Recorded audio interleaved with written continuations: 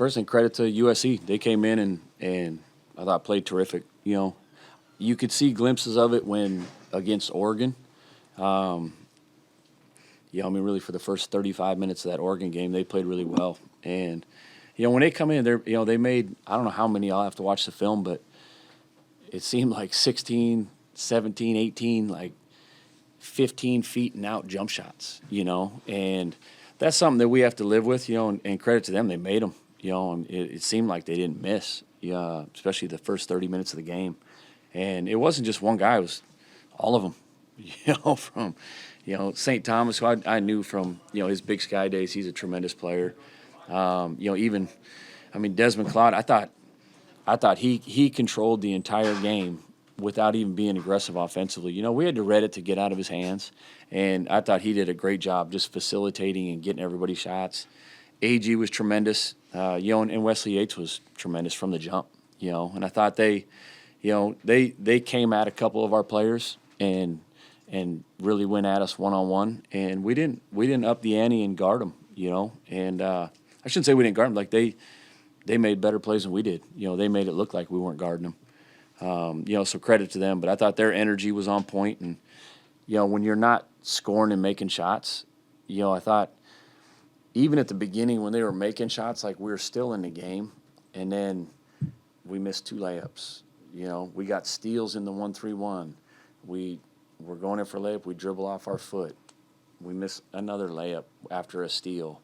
And those things, they just kind of compounded on us, and the more we weren't scoring and the more they were hitting shots, it got away from us. How much of tonight's game was just them coming out on fire, and how would you rate the defensive performance tonight? Both. I want to give them a ton of credit.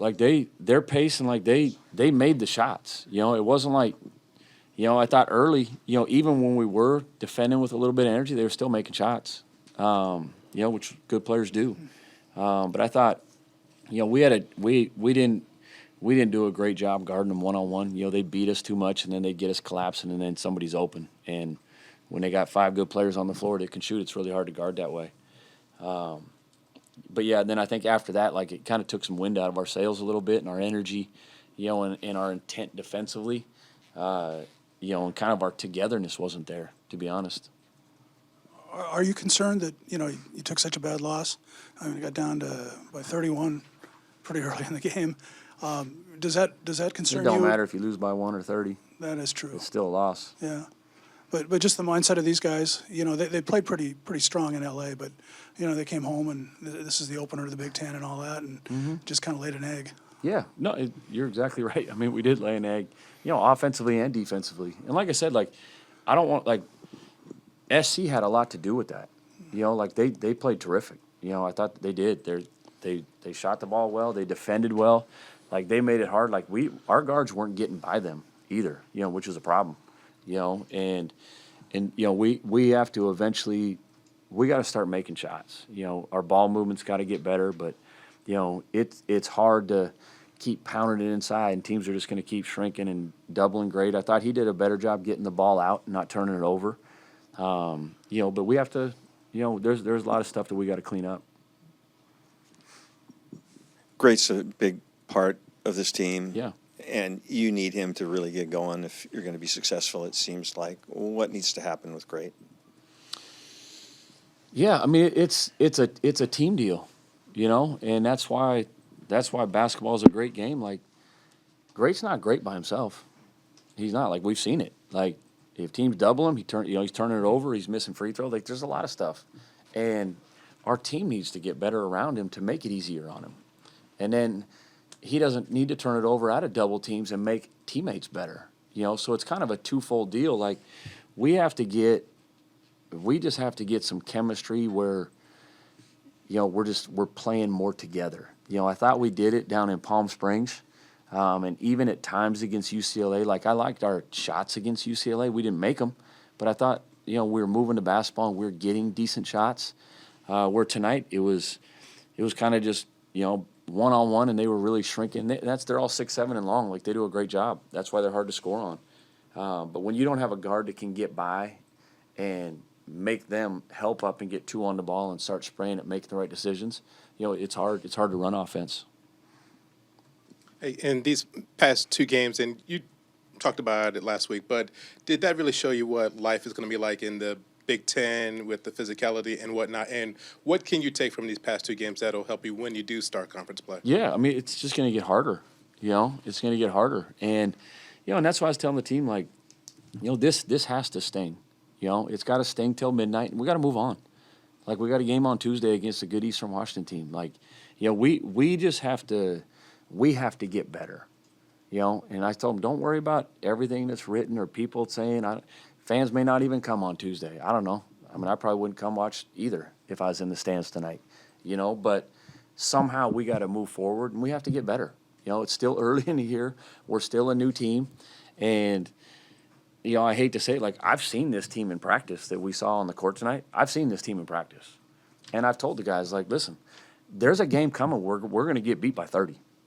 And the players, they'll tell you, like I said, if we don't improve our habits and some of the things that we have to do to be a good team, there will be a couple more nights like this year, And, that's where guys have to have individual pride, and we got to keep coaching them. But we do have to turn the page, and we have to get better. And then sort of like in this game, with a Tyler Harris who like really doesn't hunt for his shot and really doesn't look for it, but he did score 27 at one point in time for you guys and scored. He hunts it. Oh, he hunts it. But it's hard. Like when Okay. we got to get better. We got to be. We have to get him in spot. He's got to be able to create his own shot at times too and get by guys. Mm-hmm. What are some of those habits that you mentioned needing to improve on and focus on? You mentioned like when we focus on our habits. I guess what are one or two of those things? Yeah, like keeping your guy in front, like closing out with some urgency, like to guard your guy. Don't get beat off the dribble, because if you get beat off the dribble, now we're putting in a scramble because somebody else has to help.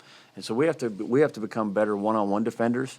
And then even on the weak side, we screwed up a lot of scouting report stuff even early in the game that got Yates and these guys going. That I don't care if you're a freshman, I don't care if you're a sophomore. Like, if you're going to be on the court, you have to be able to execute the scouting report. And if they score, hey, blame me. But we have to do what we're supposed to do, and that's the stuff that has to become habits. And it's mostly on the defensive side of the ball.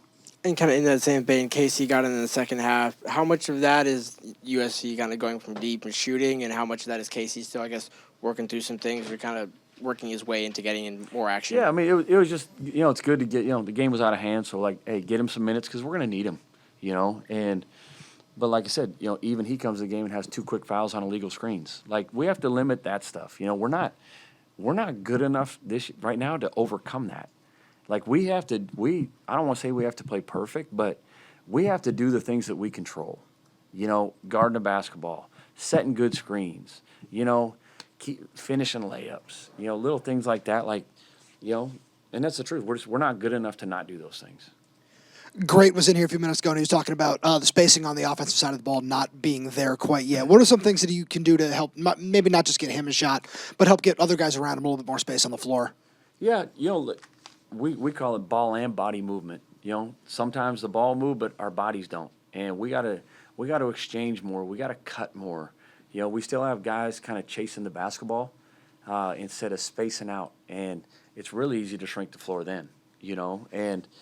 But it is like it's hard to space when they can just put 5 guys in the paint. Until we start knocking down some shots. That's how teams are going to guard us. You're probably going to get tired of answering this, but you're a different team with Frank Kepnong out there. We are, There, and Chris Conway. Like we, 2 bigs, and Frank's, he's just such a presence at the rim that it allows our guys to get beat off the dribble every once in a while, and there's somebody back there waiting for them. And yeah, I mean it's a huge loss, but we don't have them, and we're not going to have them for another month or so, hopefully. But nobody cares, Eastern Washington doesn't care. Seattle U, Washington State, they don't care, and the rest of the Big Ten doesn't. Like we have to play with the guys that we have, and and once he does come back, if he comes back, great. But everybody's got to get a little bit better until that time. But Frank is a huge part of what we do. Like you said, you got to play with the guys you got. Yeah. Are you counting on Frank back at some point this year, or just don't know? Hopefully in January. Hopefully. Mm-hmm.